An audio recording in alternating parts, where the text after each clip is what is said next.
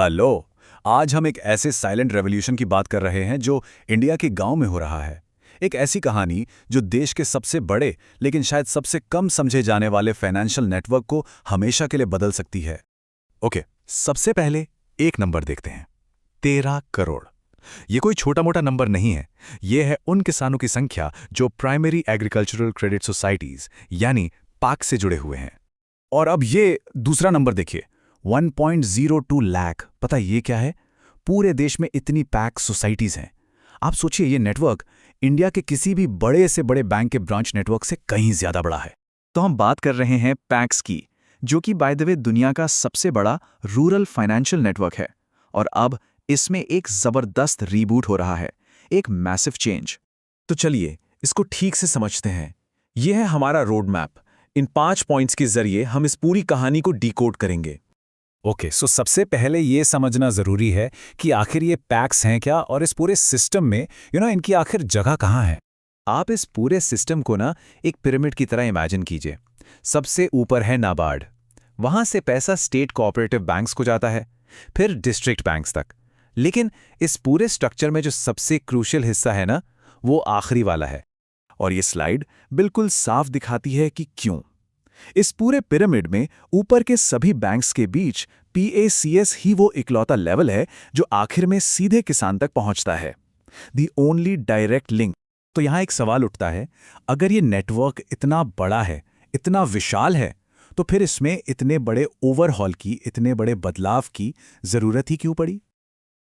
असलियत ये थी कि ज्यादातर पैक्स काफी कमजोर हो चुके थे। सोच के देखिए, हाई NPAs मतलब पैसा डूब रहा था, लोकल पावर ब्रोकर्स का कब्जा था, ज्यादातर काम अभी भी मैन्युअल कागजी बही खातों पर ही चल रहा था, और सर्विसेज के नाम पर बस एक या दो चीजें। बेसिकली जो प्रॉमिस था वो टूट चुका था। राइट। तो अब आते हैं सोल्यूशन पर। देखते हैं कि कैसे सरकार ने इंटरवीन किया और ये कैसे एक बड़े पॉलिसी पुश में बदल गया। और यहां पर 3 चीजें बहुत ही तेजी से हुई। सबसे पहले 2021 में एक बिल्कुल अलग मिनिस्ट्री ऑफ कोऑपरेशन बनाई गई। फिर मॉडल बायलॉज लाए गए ताकि PACS को मल्टीपर्पज बनाया जा सके। और फिर एक 2516 करोड़ रुपए की मैसिव स्कीम लॉन्च की गई सारे फंक्शनल PACS को कंप्यूटराइज करने के लिए। यह एक क्लियर सिग्नल था कि यह सिर्फ कोई रूटीन पॉलिसी नहीं है, बल्कि एक बहुत बड़ी पॉलिटिकल प्रायोरिटी है। और इस डिजिटल ट्रांसफॉर्मेशन का जो स्केल है वो माइंड बॉगलिंग है। गोल क्या है? लगभग 63,000 अलग अलग काम कर रही पैक्स को एक सिंगल नेशनल सॉफ्टवेयर प्लेटफॉर्म पर लाना। Just imagine the scale. तो यहां पर सबसे जरूरी बात समझने वाली ये है कि ये सिर्फ पुरानी प्रॉब्लम्स को ठीक करना नहीं है। The idea is to build something completely new. Plan ये है कि एक सिंपल सिंगल सर्विस सोसाइटी को एक विलेज लेवल इकोनॉमिक हब में ट्रांसफॉर्म कर दिया जाए। आप इसे ग्रामीण जरूरतों के लिए एक सुपर ऐप की तरह सोच सकते हैं, जहां सिर्फ क्रेडिट नहीं बल्कि बैंकिंग, सरकारी सेवाएं, खाद बीज की बिक्री, स्टोरेज, डेयरी, फिशरी सब कुछ एक ही जगह मिले। और अगर हम इस पॉलिसी को थोड़ा और डीपली देखें तो इसके 3 लेयर्स हैं। पहला, जो क्रेडिट की पाइपलाइन है उसको आसान करना। दूसरा, सरकारी सर्विसेज की डिलीवरी के लिए एक हाईवे बनाना। और तीसरा और सबसे इंपॉर्टेंट, रूरल इकोनॉमी को फॉर्मलाइज करना। इसे ऐसे सोचिए, जो काम आधार और UPI ने शहरी भारत यानी अर्बन इंडिया के लिए किया, वही काम ये नया सिस्टम रूरल इंडिया के लिए करना चाहता है। इसेंशियली ये रूरल इंडिया के लिए एक नया डिजिटल पब्लिक इंफ्रास्ट्रक्चर बना रहा है।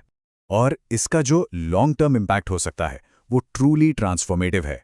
पहली बार इससे लाखों किसानों की एक वेरीफाइबल फाइनेंशियल हिस्ट्री बनेगी, जहां पहले कुछ नहीं था। और ये आगे चलकर बेटर लोन और फाइनेंशियल प्रोडक्ट्स के लिए एक बहुत ही सॉलिड डेटा इंफ्रास्ट्रक्चर तैयार करेगा।